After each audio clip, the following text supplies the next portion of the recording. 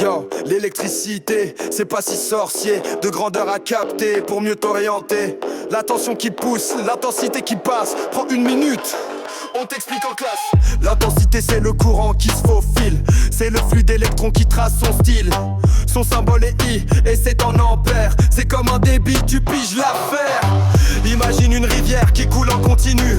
Plus y a d'eau, plus le courant est tendu. Et dans un circuit en série, tout est réglo. L'intensité reste la même d'un bout à l'autre du réseau. Mais si t'as des branches qui partent en parallèle, faut additionner l'intensité dans chaque ruelle. En clair, ce qu'envoie le générateur, c'est la somme des courants des branches, sans erreur.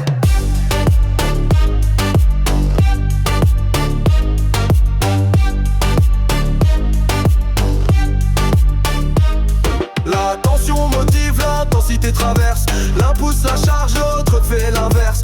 Une phrase simple pour bien te caler.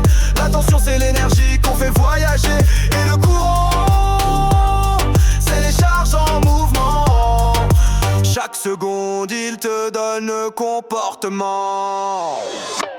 Parlons tension, on l'appelle U. C'est le coup de boost entre deux points à vue. Elle se mesure en volts comme une pression d'eau. Plus t'en as, plus ça pousse les électrons dans le gros lot. Dans un circuit en série, c'est tout logique. La tension totale, c'est la somme arithmétique. Le générateur donne U, mais c'est partagé. Chaque dipôle en prend un peu, c'est calculé. Mais en dérivation, changement de décor. La tension reste la même sur chaque bord. Le générateur et les dipôles sont tous alignés. Pas de partage, chacun reçoit le même jet.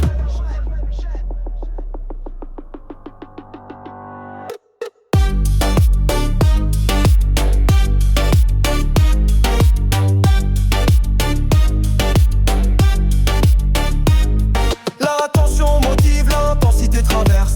L'un pousse la charge, l'autre te fait l'inverse. Une phrase simple pour bien te caler.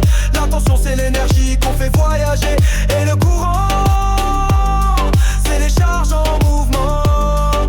Chaque seconde il te donne le comportement.